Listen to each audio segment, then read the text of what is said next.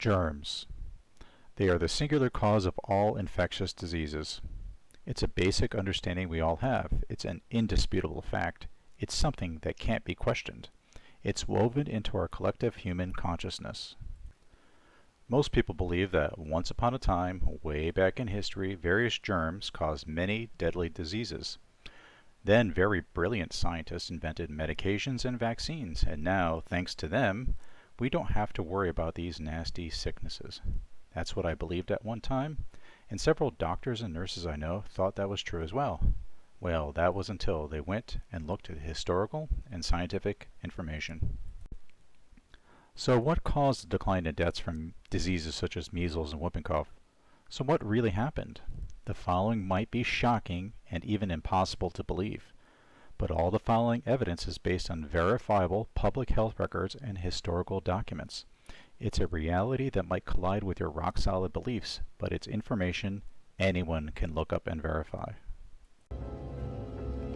Remember, all I'm offering is the truth, nothing more.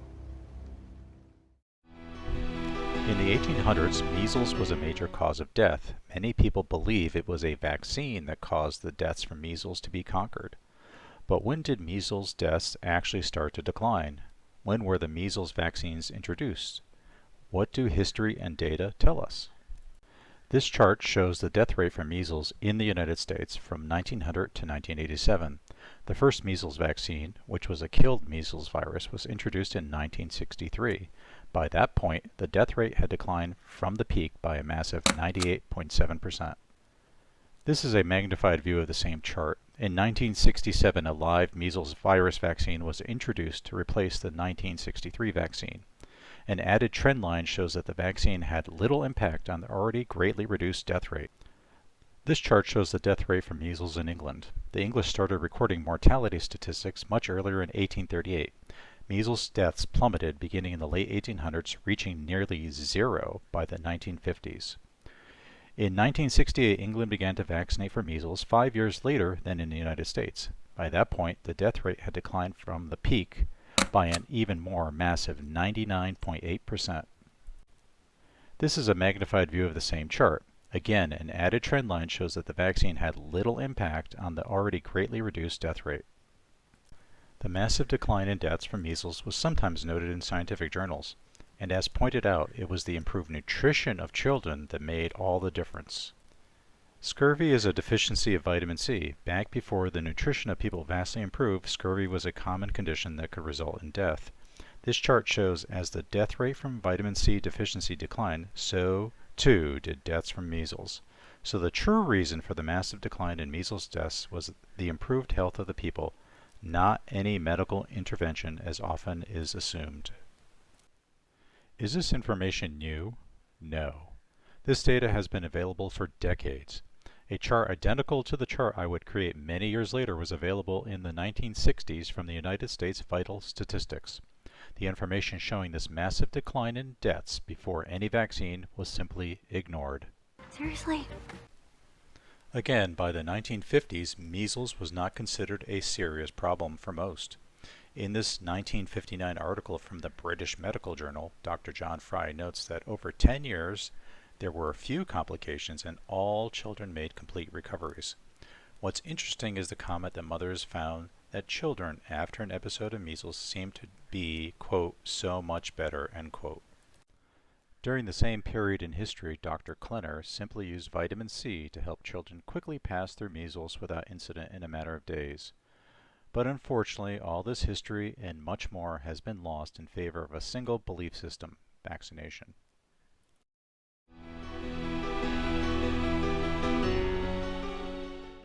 So what about the death rate of other infectious diseases? When did they decline? What effect did vaccines have on their death rate? Again, what do history and data tell us? This chart shows the death rate from whooping cough in the United States from 1900 to 1957. The whooping cough vaccine began to be used in the late 1940s. By that point, the death rate had declined from the peak by 92.4%. This chart shows the death rate from whooping cough in England. In 1957, England began to vaccinate for whooping cough nationally. By that point, the death rate had declined from the peak by a massive 99.7%. The death rate for scarlet fever, a bigger killer in the 1800s than measles or whooping cough, reached zero without any vaccine.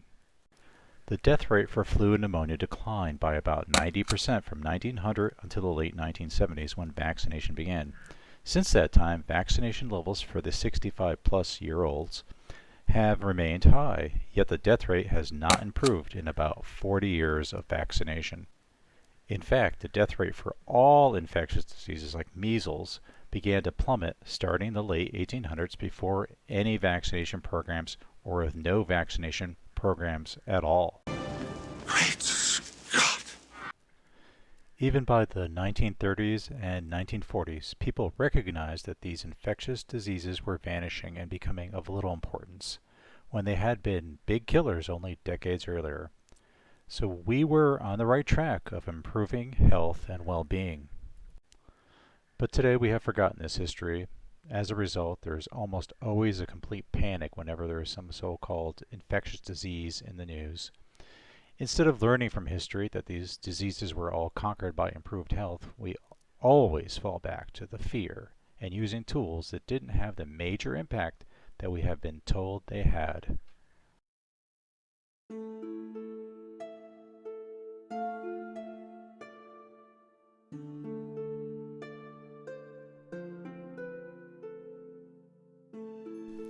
The legend of the first vaccine goes something like this. It was rumored among milkmaids that infection with cowpox could protect them from smallpox. In 1796, believing these stories, Edward Jenner subjected an 8-year-old boy named James Phipps to an experiment. He took pus that he thought to be cowpox from the lesions on the hands of a dairymaid, Sarah Nelms, and scratched it onto James. The child was later deliberately exposed to smallpox to test the protective property of the cowpox inoculation. When the boy did not contract clinical smallpox, Jenner assumed that the cowpox vaccination was successful and would provide lifelong protection against smallpox. The procedure was called cowpoxing and later called vaccination. Vacca is a Latin word for cow, and that's where we get the term vaccination. In 1798, Jenner published a paper claiming lifelong immunity to smallpox and promoting his technique. Humanity lived happily ever after, having at last conquered smallpox. Is that the whole story, or is there more to the tale that has been left out? Having happened over a long period of over 200 years, it's a long, complex history. But there is some information that you might not know. Edward Jenner did his famous experiment using a cow. Actually, he took pus from a lady's hand that was infected from milking cows and scratched it onto a boy. Edward Jenner actually believed that genuine cowpox disease originated from the running sores of a sick horse's heels. It was a condition called the grease, also known as horsepox, and he used the pus from the sores of these horses to supply vaccinators. Jenner also thought that smallpox, swinepox, cowpox, and horsepox were merely varieties of the same disease. People also used to use goats to acquire goat pox as a source of vaccine material. Also, the blankets from people who died from smallpox were hung around cows' heads to make vaccine material. In addition, some cows were directly inoculated with smallpox to make smallpox cow vaccine material. The ulcerated udder of a cow was then scraped to get the vaccine material. Another method was placing vaccination scabs from a person into a jar and filling it with water to make a paste. The resultant mixture was used to vaccinate others. Once a person was vaccinated with some type of vaccine made from the pus of a sore on a cow, horse, goat, pig, or smallpox from a corpse scratched onto a cow, that person was then used to vaccinate the next person in a method called arm-to-arm vaccination, and then the next, and then the next. Millions of vaccinations were made with no one really knowing what they were really using. Arms or inner thighs were scratched until bloodied, and then, from that, the next person was vaccinated.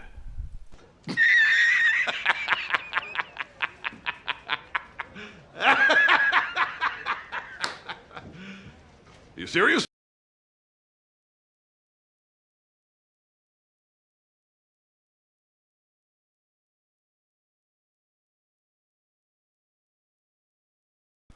Although there were many ideas about how to make these concoctions to scratch onto people, they all fell under the brand name of vaccine, and many in the medical profession quickly adopted Jenner's idea of vaccination. In 1799, shortly after Jenner published his paper on using cowpox to get lifelong protection from smallpox, Dr. Drake conducted a vaccination experiment on 3 children, with a vaccine obtained directly from Edward Jenner. Unfortunately, when challenged with smallpox inoculation, all 3 vaccinated children developed smallpox. The vaccine had failed. As the years marched on, there were many reports of vaccination failure. People were getting smallpox after vaccination despite the original claim of protection. An article in the 1817 London Medical Repository Monthly Journal and Review showed yet again that a great many people who had undergone vaccination were still suffering from smallpox. In 1818, Thomas Brown, a surgeon with 30 years of experience in Musselburgh, Scotland, described how no one in the medical profession, quote, could outstrip me in zeal for promoting vaccine practice, end quote. But after vaccinating 1,200 people and discovering that many still contracted and even died from smallpox, his conscience could no longer support vaccination. In 1829, William Cobbett, a farmer, journalist, and English pamphleteer, wrote about the failure of vaccination to protect people from smallpox. And it was not only that there were often vaccine failures that didn't stop the person from getting smallpox or even dying, but the vaccination itself could cause significant harm and even resulted in death. For example, Dr. Hopkins made the following report in 1882. Our town authorities have employed a physician to vaccinate all persons who present themselves for the purpose. The result has been fearful.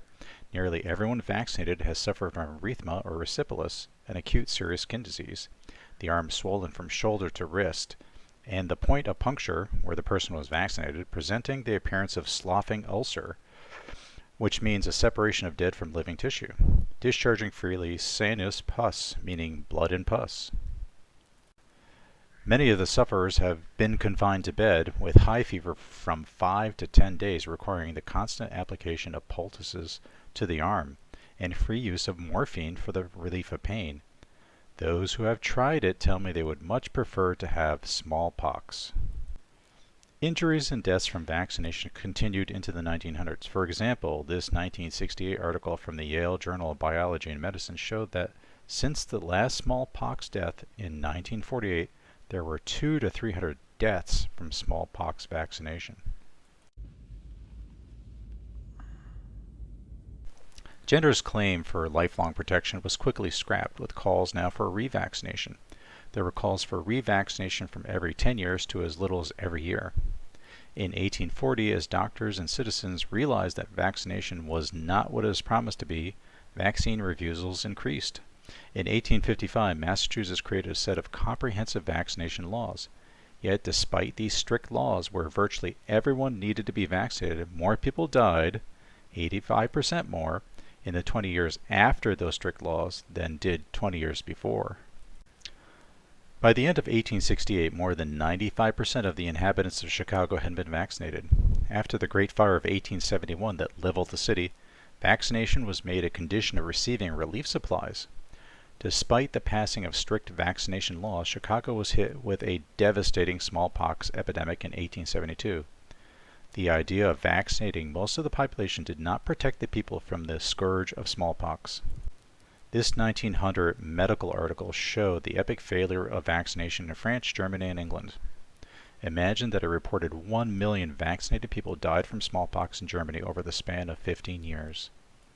In England, governments passed various laws to force people to be vaccinated. Vaccination was made compulsory in England in 1853, with stricter laws passed in 1867. Despite these strict laws and high vaccination rates, 1872 was devastating for the highly vaccinated population. So after 74 years, 3/4 of a century of vaccination, there was a massive amount of smallpox deaths.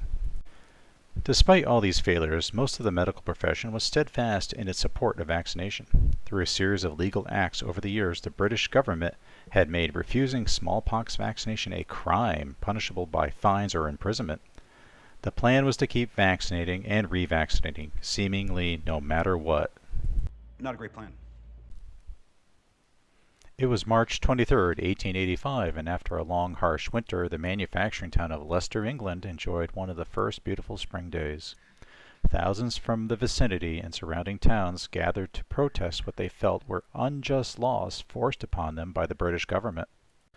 The 1871-72 smallpox epidemic, where most were vaccinated, shook many people's belief in the protective powers of vaccination to its core. They had grown weary of fines, imprisonments, vaccine failures, injuries, and deaths. Organizers of the event estimated the number of attendants to have been between 80,000 and 100,000. The large 2-mile-long procession marched around the town for about 2 hours, receiving enthusiastic cheering at various points along the route. It was a festive atmosphere with music playing. Hundreds of flags and banners were on display. The protesters' actions would soon have the effect they had hoped for. In 1885, Leicester's government, which had pushed for vaccination through the use of fines and jail time, was replaced with a new government that was opposed to compulsory vaccination. By 1887, the vaccination coverage rates had dropped to 10%. Those who strongly endorsed vaccination believed the immunity enjoyed by the town of Leicester was temporary and that sooner or later the town would suffer a large smallpox epidemic. They were convinced that a great tragedy was inevitable and tremendous suffering for the unfortunates who followed the leaders into what they felt was a misguided adventure. They thought that the gigantic experiment would result in a terrible massacre, especially in the unprotected children. Yet, despite these pronouncements of doom due to the falling vaccination levels, the predicted smallpox epidemics never materialized, as this chart shows. Lower vaccination levels did not result in more and larger smallpox epidemics. The year 1948 brought an end to compulsory vaccination in England. By that point, the experiment in Leicester, which had been going on for more than 60 years, proved to be a great success. In fact, vaccination for smallpox had fallen across all of England without resurging smallpox epidemics. So, what happened? After the summer of 1897, the severe type of smallpox, with its high death rate, with a rare exception, had entirely disappeared from the United States. Smallpox turned from a disease that killed 1 in 5 of its victims to one that only killed anywhere from 1 in 50 and later to as low as 1 in 380.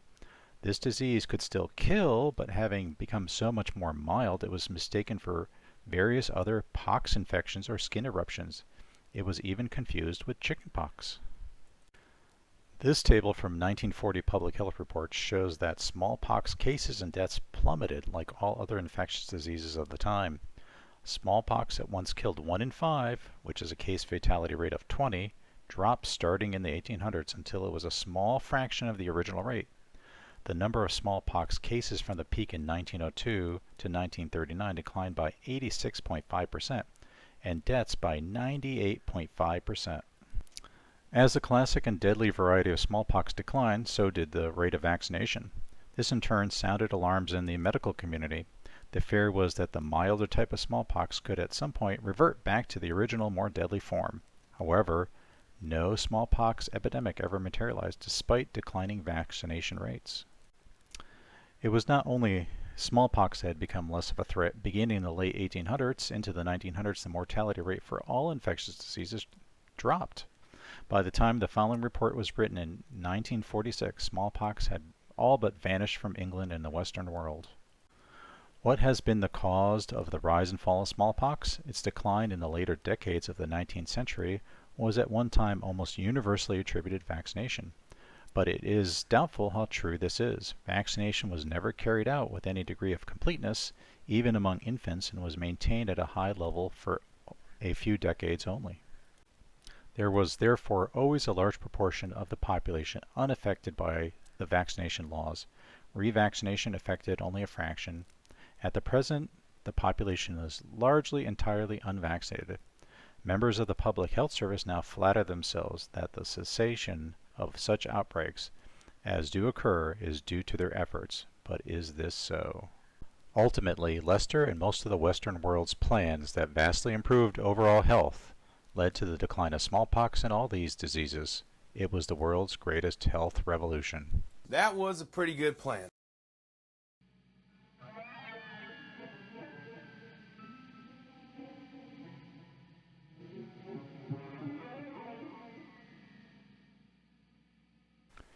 It's clear the so-called infectious disease mortality rates all massively declined well before vaccines. The decline in these diseases is also coincident with many modern innovations that radically changed the life of struggle and sickness.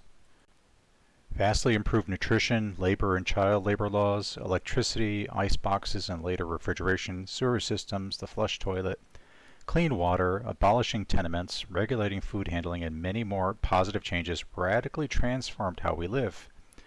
Measles, scarlet fever, typhoid, diphtheria, whooping cough, tuberculosis, and diarrhea, which was another huge source of death and misery, all simultaneously decreased and essentially disappeared because of those changes.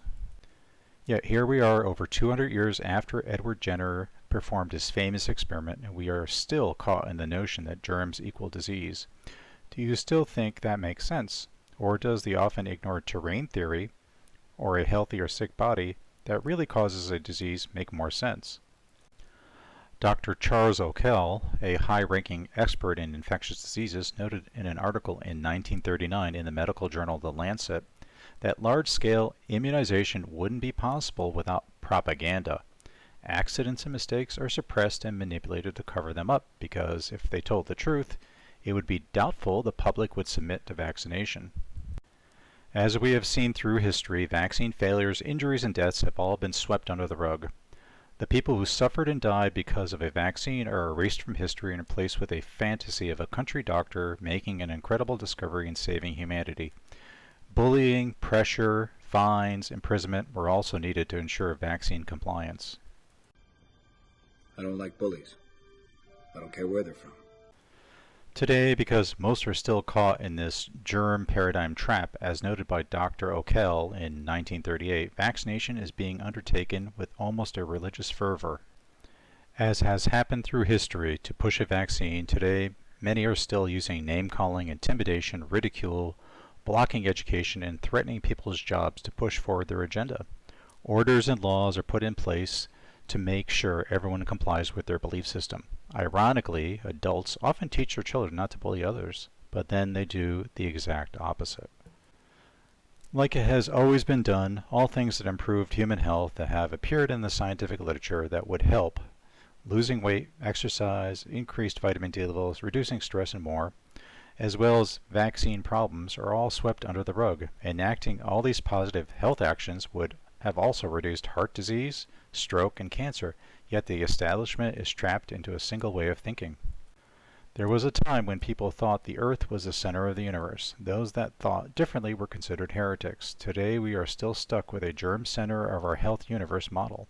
How long will it take before we escape from this 1800s way of thinking? Thank you for watching. References and links are down below. If you thought this video was valuable, please like and share. If you find that you disagree with anything, please respectfully state your views. We all learn when we share and consider other people's views. Also, please visit dissolvingillusions.com and click on Photos and Charts to reference many of the charts used in this presentation. Thank you and have a stellar day.